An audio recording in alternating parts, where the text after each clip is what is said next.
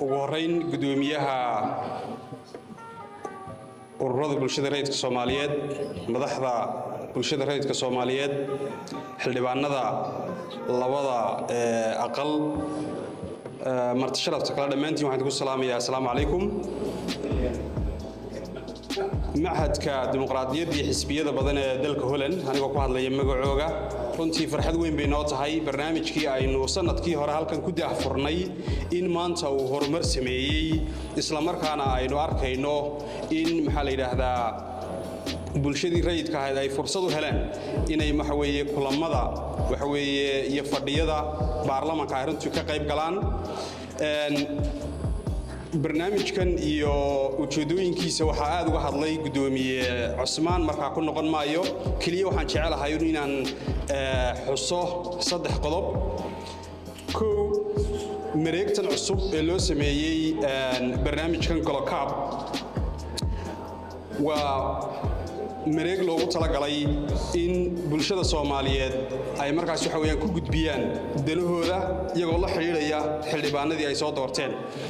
barnaamijkani waa barnaamij runtii sida ay tiimku ka dhawaajiyeen tijaabo waxaynu gaari doonaa in xildhibaanada lagula xisaabtami doono matalaadooda ay matalaan dadkii soo doortay la xisaabtanka xukuumadda hadda si loo barto waa la yar fududeeyay laakiin wadamada kale aanu ka shaqeyno xildhibaanka waxa la soo daabacaa inta fadhiya uu waxa weeye ka qayb galay inta uu u hadlay dadkii soo doortay inta uu shuruuc ka qayb qaatay taasoo waxa weeyaan hadhow marka uu xildhibaanku bulshadiisii ku soo noqdo waxa dhici karta xildhibaan 4 sano fadhiyay oo maalin qura microphone waxa weeyaan qabsanin dantii dadka soo doortay aan ka hadlin dabadeedna xilkii uu sidaa markaa kaga dhamaado waxaan rajaynaynaa barnaamijkani in uu marxaladda tan ku xigta ay noqon doonto in xildhibaan kasta la soo saari doono waxa weeye wax qabadkiisa iyo waxa weeyaan waxa uu markaas bulshadiisii soo dooratay uu qabto waxaan jecelahay sidoo kale inaan xuso hadda barnaamijkani sidoo kale wuxuu sameeyaa kaliya marka laga yimaado isla xisaabtanka inuu u qareemo baarlamaanka waxyaabaha barnaamijku uu qareemista u sameeyo waxa kamid in la casriyeeyo baarlamaanka laftiisa